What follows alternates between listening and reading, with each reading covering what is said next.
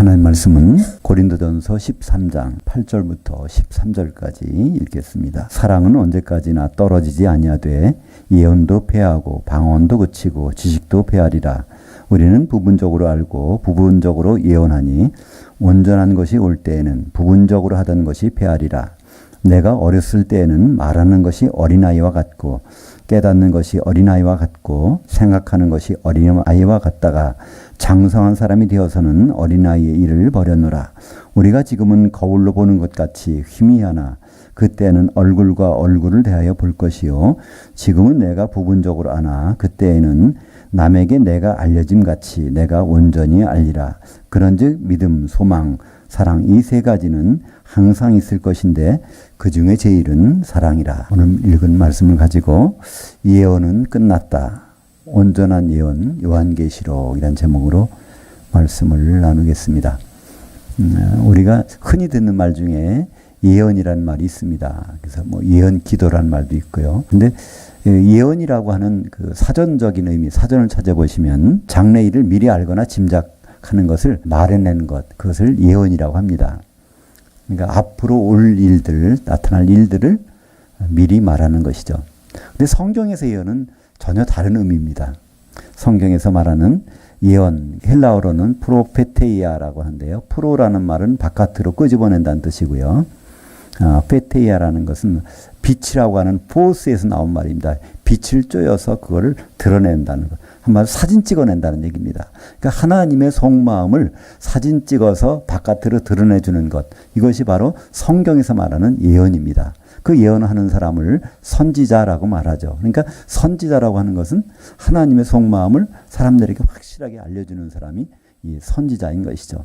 그렇기 때문에 성경에서 말하는 예언은요, 꼭 미래 일만이 아닙니다. 과거의 일도 알려주실 수 있고요. 현재 일도 알려주실 수 있고 장차 오는 일도 알려줄 수 있는데 그것은 다 하나님이 계획하시고 있는 그 마음속에 있는 것을 사람에게 밝히 알려주는 내용을 성경에서는 예언이라고 합니다. 그렇기 때문에 선지자 하면 하나님의 마음을 찍어내는 사진사라고 볼 수가 있죠. 베드로후서 1장 21절에 보면 예언은 언제든지 사람의 뜻으로 낸 것이 아니요 오직 성령의 감동하심을 받은 사람들이 하나님께 받아서 말하는 것입니다. 그래서 예언이라는 것은 세상적인 생각이 나오는 미리 알아맞추는 것이 아니라 하나님의 속마음을 드러내는 것. 그것이 예언입니다. 그래서 성경 전체는 사실 다 이게 예언입니다.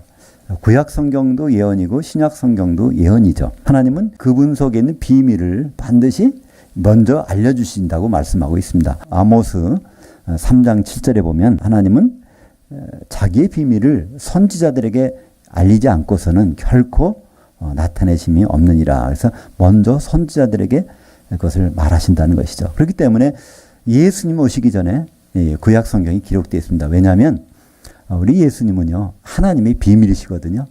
골로새서 2장 2절에 보면 예수 그리스도는 하나님의 비밀이다 이렇게 되어 있습니다. 물론 이 비밀이라는 것은 우리가 말하는 그냥 감춰진 것이 아니라 신비하다는 뜻이 거기에 포함되어 있는 것이죠. 미스테리라는 뜻이죠. 그러니까 하나님의 신비한 것, 미스테리를 그분이 오시기 전에 2000년 전에 오시기 전에 미리 계속해서 알려주신 것, 그것이 구약 성경인 것이죠. 그래서 구약 성경은 우리가 일반적으로 생각할 때 또 유대인들이 구약 성경을 보는 관점으로 봤을 때와 조금 다른 것입니다. 유대인들은 구약에 나오는 성경의 말씀들을 잘 지키면 그들이 구원을 받는다고 생각하면서 성경을 지키려고 노력을 했습니다. 근데 예수님은 전혀 다르게 말씀하시죠. 요한복음 5장 39절에 너희가 성경에서, 그때는 구약 성경밖에 없으니까요. 구약 성경에서 영생을 얻는 줄로 생각하고, 그러니까 구약 성경이 있는 대로 잘 살면 영원한 생명, 구원을 얻는 줄로 생각하고 성경을 연구하거니와 이 성경은 바로 나에 대해서 증언하는 것이니라. 그렇기 때문에 이 창세기부터 말라기까지 나오는 구약의 모든 성경 내용들은요. 언제까지 유효하냐면 바로 예수님이 드러나기까지 유효합니다. 그래서 예수님이 말씀하셨어요. 마태복음 11장 13절에 보면 모든 선지자와 율법에서 기록한 것은 세례 요한 때까지 다르는 거예요. 세례 요한이 바로 예수님이 누구라는 이분이야말로 그리스도다. 이분은 바로 성령과 불로 세례 주실 분이다. 이렇게 드러나는 마지막으로 예수님을 드러냈기 때문에 구약 성경은 바로 그때까지 유효하다는 것입니다. 그래서 우리는 지금도 구약 성경 우리에게 필요하긴 합니다. 어떻게 필요하죠? 예수님이 누구신지를 잘 알기 위해서는 구약 성경을 보는 게 도움이 됩니다. 그러나 이 구약이 나오는 모든 내용들, 거기 나오는 명령들은요, 우리에게 지키라고 주신 것이 아닙니다. 그죠? 그걸 지키다 보니까 우리는 도저히 못 지키니까 우리는 그럼 어떻게 해야 될까? 아, 예수 안에 들어가는 수밖에 없구나. 그걸 깨닫기 위해서 우리는 지금도 구약 성경을 볼 수 있습니다. 그러나 구약 성경의 내용들은 우리는 지킬 수가 없는 내용이고, 다만 하나님의 뜻을 알기 위해서 그것을 거울로 보게 되는 것이죠. 그렇기 때문에 이 구약 성경은 우리가 구원 얻는데 하나의 참고서입니다.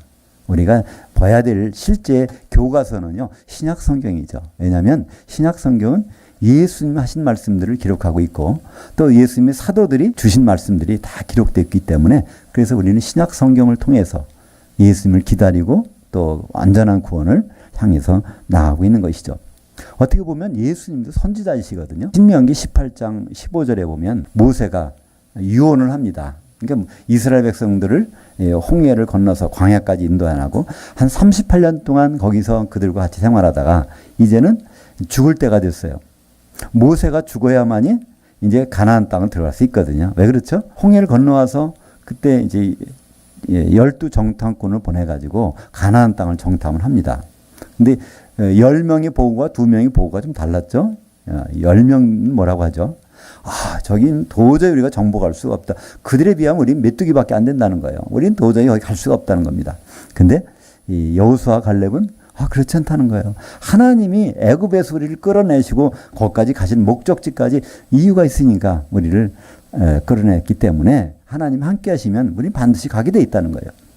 근데 이스라엘 백성들은 10명의 정탐꾼 말을 선택했습니다. 모세도 거기에 가입을 한 셈이에요. 하나님 그때 말씀하셨죠. 여호수아 갈렙 이 두 사람 외에는 가나안 땅을 볼 자들이 없다는 거예요. 결국은 모세는 마지막에 유언을 합니다. 그러면서 이제 자기가 못 간다는 걸 알거든요. 그때 유언한 말이 이제는 앞으로 우리 형제 중에서 나와 같은 선지자가 나올 텐데 그때는 그의 말을 믿어야 된다. 이렇게 얘기합니다. 그러니까 모세가 얘기했던 그 선지자, 그분이 바로 우리 예수님이시죠. 그래서 예수님은 먼저 오셔서 선지자로 일을 하셨습니다. 갈릴리에서 주로 활동하시면서. 그 다음에 뭐로 활동하시죠? 그 다음에 대제사장으로서 제물이 되셔서 십자가에 죽으시고 마지막으로 예수님 오실 때는 왕으로 오시죠. 그러나 맨 처음에 오셔서 하신 일은 선지자로 오셨습니다. 그래서 예수님은 하나님의 생각들을 우리에게 다 전해주셨잖아요. 마태복음 5장에 보면 그 산상순이라고 하는 것으로부터 시작해서 하나님의 속마음들을 우리에게 계속 전해주셨습니다. 근데 예수님은 그것을 이제 누구한테 인계하시죠? 사도들에게, 12 사도들에게 인계하십니다. 마태복음 16장 19절에 보면 천국 열쇠를 내게 주노니, 그래서 베드로에게 천국 열쇠 주실 걸 약속하시면서 그때 천국 열쇠는 복수입니다. 사도들에게 천국에 들어갈 수 있는 열쇠를 주시겠다는 거예요. 그러면서 바로 예수님은 승천하셨습니다. 이제 사도들이 선지자의 사역을 담당한 것이죠. 하나님의 속마음을 찍어서 우리에게 사진 찍어내는 사람들이 사도들입니다. 에베소서 2장 20절에 보면 바로 너희는 성도들은 사도들 곧 선지자들의 기초석 위에 세우심을 입은 자다. 그러니까 사도란 선지자 일을 하는 사람들이라고 말씀하고 있는 거예요. 그렇기 때문에 사도들은 하나님의 속마음을 찍어서 쭉 나타내서 우리에게 준 것이 바로 이 성경책이죠. 신약 성경은 사도들이 예언해낸 그것을 다 모아놓은 것입니다. 근데 하나 문제가 생겼어요. 초대교회는 사도들이 모든 예언을 받아서 이걸 다 정리해서 신약 성경이 완성되기 전에 교회 생활을 해야 될 거 아닙니까? 그래서 그때는 성도들에게 예언이 임했습니다. 그래서 방언도 임하고 예언도 임하고 은사가 임해서 그때그때마다 그것을 받아서 하나님의 속마음을 알아서 그들은 신앙생활을 하게 됐죠. 한마디로 교회 생활을 하게 된 것입니다. 오늘 보니까 고린도전서 13장 8절에 사랑은 언제까지나 떨어지지 아니하되 예언도 패하고 방언도 그치리라. 이제 고린도 교회는요, 그래서 예언을 하라고 그랬어요. 그리고 예언을 사모하라고 합니다. 고린도전서 14장 1절에 보면은 바로 사랑을 추구하며 신령한 것들을 사모하되 특별히 예언을 하려고 하라. 또 14장 39절에 보면 그런즉 내 형제들아 예언하기를 사모하고 방언 말하기를 금하지 말라. 그래서 예언을 될 수 있는 대로 하라고 합니다. 그 예언은 물론 앞에 일을 알아맞추는 것이 아니라 하나님의 속마음을 잘 알아내서 그걸 가지고 서로 말해서 하나님 뜻대로 신앙생활을 해보라는 것입니다. 근데 거기에 단서가 있습니다. 예언이라는 것은 언제든지 중단될 수가 있다는 것입니다. 그 중단이 언제 되죠? 9절에 보니까 고린도전서 13장 9절에 우리는 부분적으로 알고 부분적으로 예언하니. 그래서 초대교회 예언은 했지만 그거는 온전한 것이 아니라는 거예요. 그때 부분들만 이게 예언이 되는 거죠. 10절에 보면 온전한 것이 올 때는 부분적으로 하던 것이 패하리라. 이제 온전한 것이 올 때 결국 이렇게 예언을 부분적으로 하지만 온전한 것이 오면 그러면 부분적으로 하는 것이 더 이상 할 필요가 없다는 거예요. 그럼 이 온전한 것이라는 것은 무엇일까요? 보통은 이 온전한 것은 주님이 재림하신 걸 나타냅니다. 주님이 다 오시면 우리는 예언도 필요 없고 방언도 필요 없다. 이렇게 얘기를 하는 것이. 근데 여기서 그게 그런 말씀일까요? 여기 온전한 것이라는 이 텔레이오스라는 것은 일반적으로는 남성 명사로 쓰이는데 여기서는 중성입니다. 만약에 이것이 남성 명사로 쓰였다면 주님이라고 우리는 볼 수 있을 거예요. 근데 중성이라는 것도 어떤 뜻을 나타내는 거거든요. 지금까지 부분적으로 예언하고 있는데 예언이 폐한다는 얘기를 하면서 언제 폐하느냐면 온전한 것이 되면 예언이 폐해진다는 겁니다. 그렇다면 이 온전한 것은 사도들이 예언한 내용들이 다 완성되면 그때는 성도들을 시켜서 예언할 필요가 없다는 거예요. 사도들이 다 예언해놨으니까.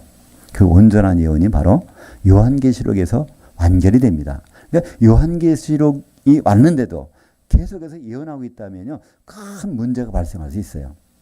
그래서 요한계시록 22장 18절과 19절에 보면 아주 중요한 말씀이 있습니다. 이 요한계시록의 예언의 내용을 더하게 되면 요한계시록에 있는 거기에 예언된 모든 재앙들을 다 뒤집어 쓴다는 거예요. 요한계시록에는 많은 재앙들이 있지만 가장 중심적인 재앙은 뭘까요? 불못에 떨어지는 겁니다. 그죠? 새 예루살렘 그 바깥에 불못에 떨어지는 것. 그만큼 큰 재앙이 어디 있겠어요? 물론 바다에, 불 섞인 유리바다는요, 1000년 동안 지내면 돼요.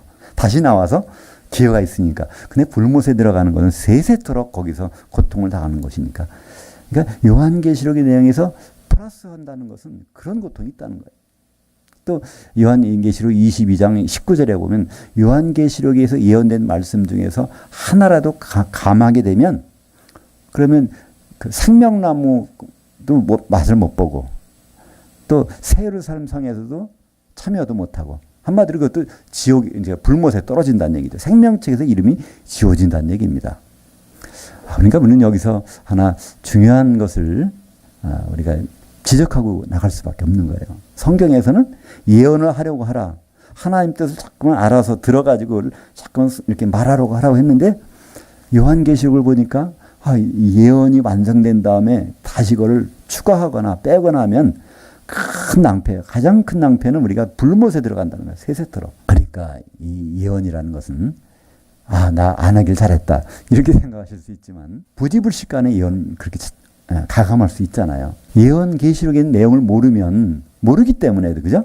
알고서 할 수도 있지만 알고 더 할 수도 있고 알고 뺄 수도 있습니다. 그러나 요한계시록에 있는 내용을 모르는데도 불구하고 모르기 때문에 어떤 내용을 더 할 수 있어요.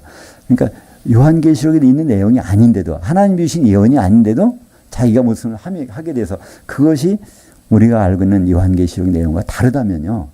이거는 큰 문제 아닙니까? 그죠? 예를 들어서 우리는 예수님을 믿으면 죽어서 어디 간다 이렇게 했는데 요한계시록 내용은 그게 아니잖아요. 요한계시록 예수님 계속 말씀하세요.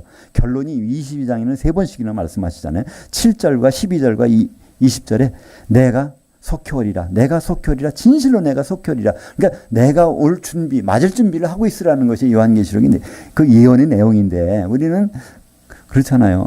주님 맞을 우리가 신부단장하고 있다가 주님 만으로 올라가자. 개인적으로. 그죠? 근데 요한계시록은 개인적이 아니거든요. 19장에 보면 한 세마포 옷을 입은 어린 양의 신부가 주님과 결혼한 장면이 나오거든요. 근데 한 세마포 옷을 입은 어린 양의 신부를 가만히 들여다보니까 거기는 성도들의 의로운 행실들이라는 거예요. 성도들이 다닥다닥 붙어서 한 몸을 이루는 모습이 나타난다는 거예요.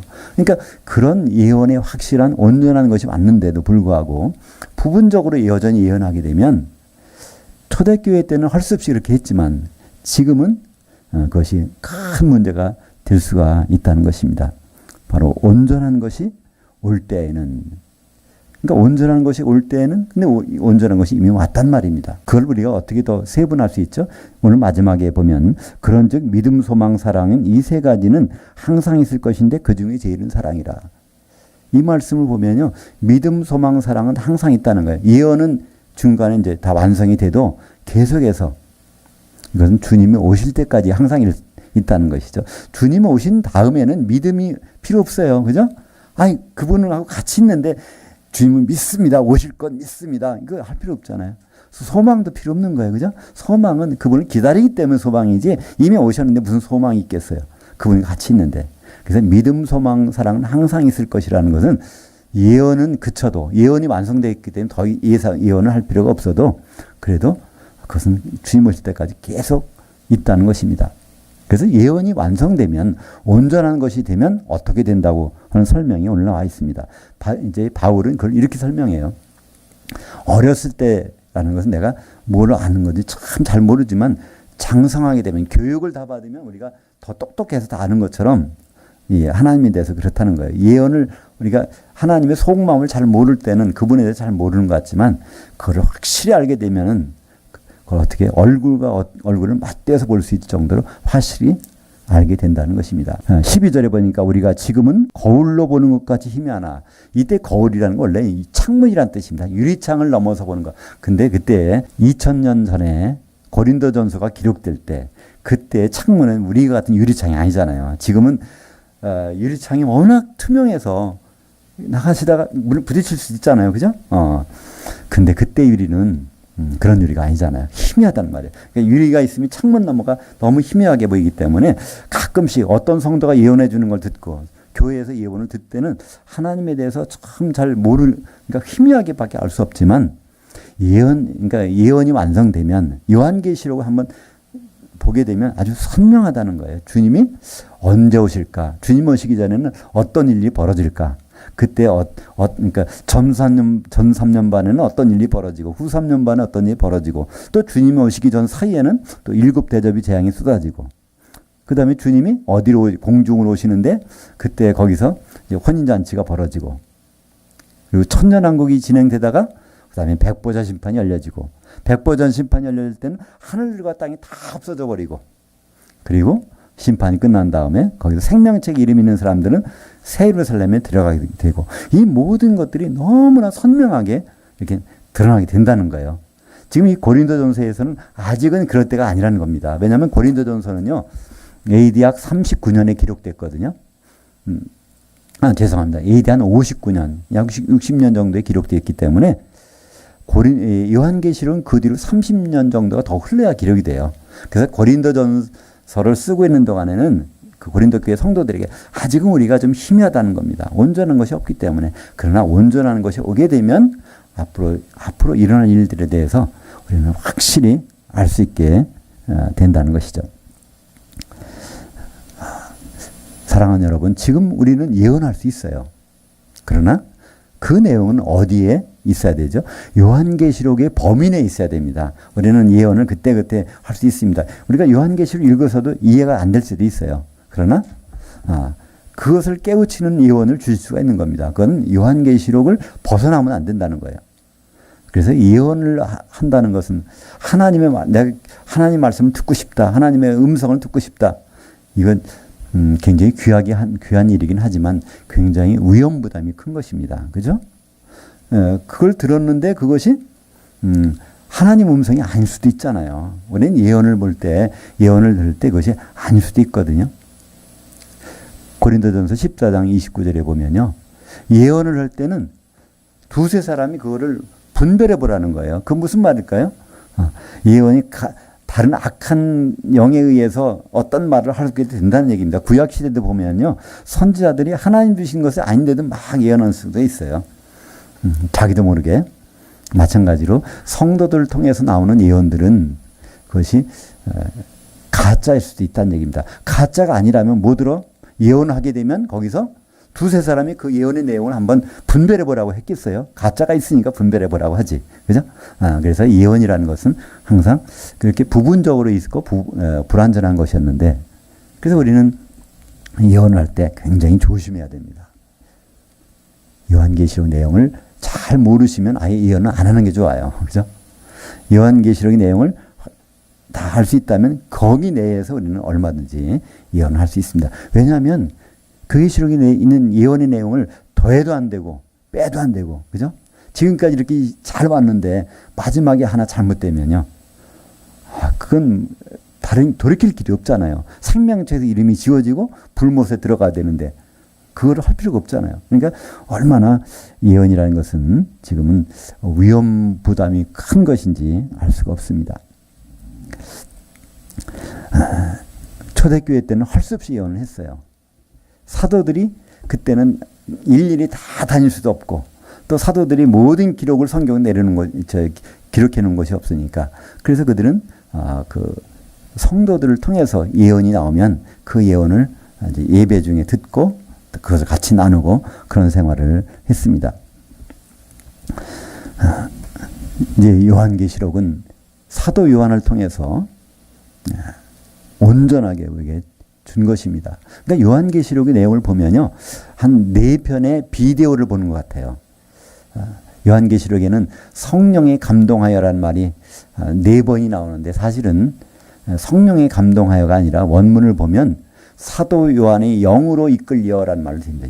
사도 요한의 영은 몸은 반모섬에 있었는데, 요한계시록 1장 9절에 보면 반모섬에 자기가 있었다는 거예요. 근데 영으로는 10절에 보면 주의 날로 이끌려 갔다는 것입니다. 그 주의 날이라는 것은 지금의 주일날 썬데이가 아닙니다. 왜냐하면 주의 날 가서 본 장면이 일곱 촛대 가운데 인자가 서신 모습을 봤다는 얘기거든요. 그건 주님이 재림의 날을 본 것이죠. 그러니까 주님의 재림의 날로 시간 여행을 해서 그때 공중까지 이끌려가서 그 장면을 쫙 봤는데, 그때 거기서 주님이 뭐라고 말씀하시죠? 요한계시록 1장 19절에 보면 내가 지금까지 본 것과 내가 지금 보고 있는 것과 그리고 장차될 일을 기록하라. 그러니까 시간 여행을 쭉 해서 주님이 오시는 날까지 가면서 쭉 본 내용들이 있다는 거예요. 그것이 어디죠?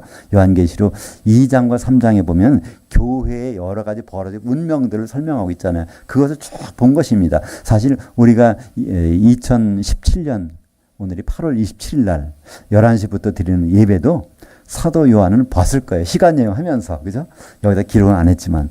그러니까 그때까지 쭉 본 것, 주의 날까지 본 것도 기록되어 있고, 또 주의 날에 일어나는 여러 가지 광경들도 거기 보고 있죠. 그죠? 유리바다 위에서 바로 흰 옷을 입은 사람들이 막 그 모세의 노래, 어린 양의 노래를 부르는 장면. 유리바다 밑에는 뭐가 들어가 있어요? 요한계시록 18장 21절 이하에 보면 거기에 큰 성 바벨론이 유리바다 밑으로 던져지잖아요. 그러니까 그런 장면도 거기 다 기록되어 있습니다. 그러니까 주님이 공중에 재림하실 때 그 주의 날에 벌어진 장면도 있고요. 천년왕국이 지난 다음에 또 백보자 심판이 벌려지면서 이 하늘과 우리가 보고 있는 하늘들과 땅이 다 없어진 장면도 거기에 다 볼 수가 있습니다. 그러니까 요한계시록은 1장 10절에 보면 사도 요한이 주의 날로 가서 본 것들, 또 요한계시록 4장 2절에 보면 이리로 올라오라. 그래서 하나님 보좌가 있는 셋째 하늘, 주님이 있는 거기로 올라가서 쭉 본 내용들. 그 다음에 요한계시록 17장 3절에 보면 갑자기 광야로 사도 요한이 이끌려갑니다. 광야에 가서 보는 것은 타락한 교회의 모습을 보여주거든요. 그러니까 7년 환란 동안에 벌어지는 교회의 모습들을 딱 보여줍니다. 그리고 나서 요한계시록 21장 10절에 보면 그를 높은 데로 데려가서 뭘 보여주죠? 하늘과 땅이 다 없어진 다음에 새 하늘에서 새 땅이 내려오는 장면을 보여줍니다. 그 새 땅이 뭔가 아니 새 예루살렘이라는 거예요. 그 장면을 보여주는. 그러니까 사도 요한이 옮겨지는 장면이 4군데 나오는데 1장 10절, 요한계시록 4장 2절, 요한계시록 17장 3절, 마지막에는 요한계시록 21장 10절에 새하늘과 새 땅에서 벌어지는 일들, 그것들을 다 본 것을 기록해서 우리에게 보여준 것이에요. 그것만큼 더 완전한 예언이 어디 있을까요? 하나님의 모든 비밀한 것들을 다 밝혀줬는데. 그러니까 우리는 앞으로 그 예언에 대해서 예언을 하려고 노력할 필요가 없습니다. 성경엔 이상하죠? 고린도전서에 보면 예언을 하려고 하라, 예언을 사모하라 그러는데 예언을 할 필요가 없다니요. 왜냐하면 같은 고린도전서 13장 10절에 온전한 것이 올 때는 그것이 다 폐해지기 때문에 이미 완성품이 있는데 다른 것을 볼 필요가 없다는 얘기죠. 그렇다면 우리는 뭘 해야 될까요? 우리는 요한계시록을 잘 살펴봐야 됩니다. 많은 사람들은 그럽니다. 요한계시록은 참 위험하다. 잘못 해석하면 엉뚱한 데로 간다. 맞습니다. 우리는 성경을 이 예언의 말씀들을요 해석하면 안 돼요. 베드로후서 1장 20절에 보니까 먼저 알 것은 성경의 모든 예언은 사사로이 풀 것이 아니니. 그러니까 하나님의 예언은 이게 해석해서는 안 된다는 얘기예요. 그렇다면 성경의 예언들은 어떻게 해야 될까요? 그건 보는 것입니다. 그러니까 이 비디오를 쫙 보면요, 그걸 보는 거잖아요. 비디오를 보면서 그걸 사전 찾아놓고 단어 찾으면서 누구한테 전화해서 물어보고 하지 않잖아요. 그죠? 우리가 드라마를 볼 때 그냥 보면 되는 거예요. 내용을 잘 모르면 다음 편 보면 설명이 되잖아요. 마지막 종편까지 보면 전체 내용을 알 수 있어요. 마찬가지 요한계시록은 우리가 그걸 해석하는 것이 아닙니다. 요한계시록의 어려운 부분들은요, 다 요한계시록 내에 설명이 다 있거든요. 예를 들어서 일곱 촛대, 이 촛대가 무엇일까? 그러면 그 촛대는 1장 13절에 나오거든요. 근데 1장 20절에 보면 이 촛대는 바로 교회니라 그래요. 일곱 교회니라. 일곱 별이 나와요. 별은 곧 천사들이니라. 그러니까 다 요한계시록 내에 설명이 다 있어요. 그러니까 요한계시록 그냥 쭉 보면 1편부터 22편까지 쭉 보면 거기에 마지막 볼 때는 그냥 이 드라마가 완전히 이해되듯이 그냥 보는 겁니다. 그래서 요한계시록 1장 3절에는 바로 이 예언의 말씀을 읽는 자와 그걸 듣는 자들과 그것을 주의 깊게 살펴보는 자들이 복이 있다고 되어 있어요. 그걸 해석하는 자들이 복이 있는 것이 아닙니다. 그래서 그 예언의 내용들은 그냥 우리가 보기만 하면 되는 것이죠. 사랑하는 여러분, 지금은 그래서 예언을 하려고 노력할 필요가 없습니다. 오히려 예언을 하려고 하다가 부지불식간에 요한계시록 내용을 알지도 못하면서 거기서 추가할 수도 있어요. 또 거기 있는 내용 중에 일부를 빼버릴 수도 있습니다. 이랬다가는 어떻게 된다고요?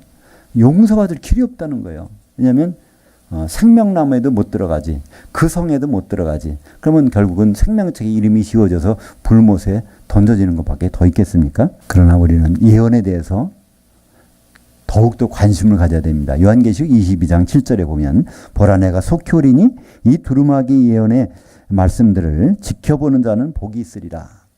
우리말 번역은 지키는 자라고 되어 있으니까 우리가 이것을 행동으로 그걸 그렇게 살아야 되나? 이렇게 했는데 여기서는 지켜본다는 얘기입니다. 뭘 관찰해 본다는 얘기예요. 성경에 나오는 내용들을 쭉 보라는 얘기입니다. 사실 그렇잖아요.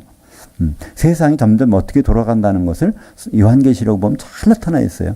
요한계시록 13장 7절에 보면요. 짐승이 나타나서 성도들을 이기더라. 다 이겨낸다는 거예요. 성도들은 앞으로 나타나는 여러 세력들에 가서 앞으로 이길 수가 없어요. 그들이 이기게 돼 있다는 거예요.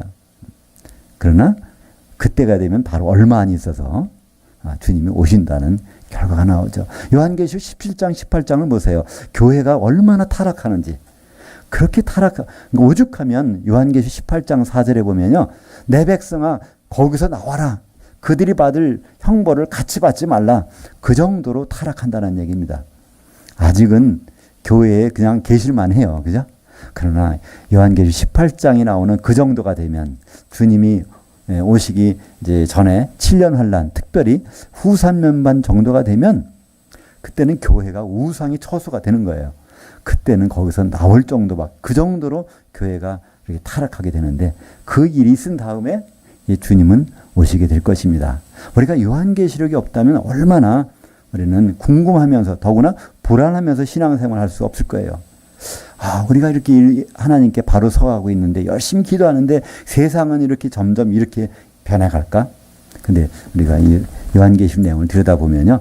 이런 일들이 쭉 일어난 다음에 그 다음에 주님이 오시겠다고 하니까 오히려 이 세상 정세를 보면서 우리는 위로를 받을 수 있어요. 경우에 따라서는 죽을 수도 있어요. 그죠?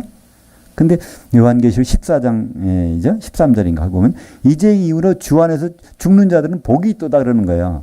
그 무슨 말일까요? 이제 후 3년반만 지나면 바로 주님을 보게 되거든요. 그러니까 순교를 당하는 때는요. 하나님이 순교할 믿음을 주실 거예요. 순교할 믿음이 없는 분들은 어떨까요? 그냥 데려가실 거예요. 그죠? 그러니까 순교할 믿음이 있는 분만 바로 순교를 시키실 테니까 그때는 기쁨으로 감당할 수 있겠죠. 스데반이 돌에 맞으면서도 그러잖아요. 주여 저들 용서해 주세요. 저들이 하는 일을 모르기 때문에 나한테 돌을 던지고 있습니다. 그리고 죽어가잖아요. 얼굴이 해같이 빛나면서 하나님은 우리에게 그런 믿음도 주실 것이거든요. 그러니까 순교를 당하면 순교를 당해서 그 기쁨이 있을 것이고 순교를 당할 믿음이 조금 부족한 분들에게는 그냥 데려가셔서 그 일을 면하게 해 주실 거고 그렇기 때문에 요한계시록을 보면 우리는 세상이 어떻게 돌아가건 교회가 부패하고 타락한 관계없어요. 오히려 하나님이 말씀하신 일들이 우리 가운데서 벌어지고 있구나. 더 우리는 소망 중에 갈 수가 있는 것이죠. 그래서 우리는 예언은 이미 완결됐습니다. 근데 우리가 문제는 뭘까요? 완결된 예언은 안 보고 요한계시록은 사람들이 잘 안 보고 있거든요. 많은 교회가 요한계시록을 잘 안 봐요. 그리고 오히려 예언을 하라고 그랬으니까 예언을 하려고 노력한단 말이에요. 예언을 하라고 하는 노력은 성경대로 하는 것이니까 좋긴 하지만 얼마나 위험부담이 크겠어요. 요한계시록 내용을 플러스나 마이너스 할 수 있으니까. 우리는 지금은 이제 요한계시록을 볼 때입니다. 요한계시록은 특별한 목사님들에게 뭐라고 준 것이 아니에요. 요한계시록에서 주의 종들에게 이걸 주셨는데 요한계시록에서 주의 종들이라는 것은요. 19장 5절에 나옵니다. 큰 자나 작은 자, 나이가 많은 자는 적은 자나 물온대소하고 바로 하나님을 경외하는 자는 주의 종이라는 거예요. 경외한다는 뭘까요? 하나님을 무수하는 자예요. 우리가 하나님을 무수하는 건 너무나 좋은 현상입니다. 하나님 무섭지 않은 사람은 예수 안 믿어요. 그냥 하나님이 정말 무서운 사람은요. 예수 잘 믿게 돼 있어요. 왜냐하면 예수님밖에 다른 길이 없다는 걸 알기 때문에. 또한 요한계시록은요. 교회들에게 주신 말씀입니다. 요한계시록 22장 16절에 보면 나 예수는 바로 교회들에게 바로 이 속히될 일을 다 전해줬다는 거예요. 정말 우리가 교회 다니는 분이라면 요한계시록은 안 읽을 수가 없어요. 요한계시록 모르는 한 우리는 예언을 더하거나 뺄 수 있습니다. 그러나 요한계시록은 보기만 해도 듣기만 해도 이것을 살펴보기만 해도 뭐가 있어요? 복이 있다네요. 이 복은 세상 복이 아닙니다. 이 복은요. 주님과 대면하는 복이라는 거예요. 주님과 같이 영원히 사는 복. 그것을 마카리오스라고 합니다. 히브리어 말로는 아슈레라고 하고 헬라어로는 그것을 마카리오스. 그러니까 그것은 직선이라는 뜻이에요. 주님과 아주 그냥 가장 가까운 거리에서 만나는 그 복. 그것이 바로 요한계시록에서 7번 나오거든요. 마카리오스, 마카리오스, 마카리오스, 마카리오스. 바로 누구에게요? 바로 이 말씀을 적어도 듣고 보고 살펴보는 자. 그 사람들에게 하나님은 반드시 만나서 영원히 함께 하신다고 약속하고 있습니다. 우리가 사사려 하는 예언은 이제는 끝났습니다. 그러나 온전한 예언은 우리와 항상 같이 있습니다. 기도하겠습니다. 하나님 아버지 참 감사합니다.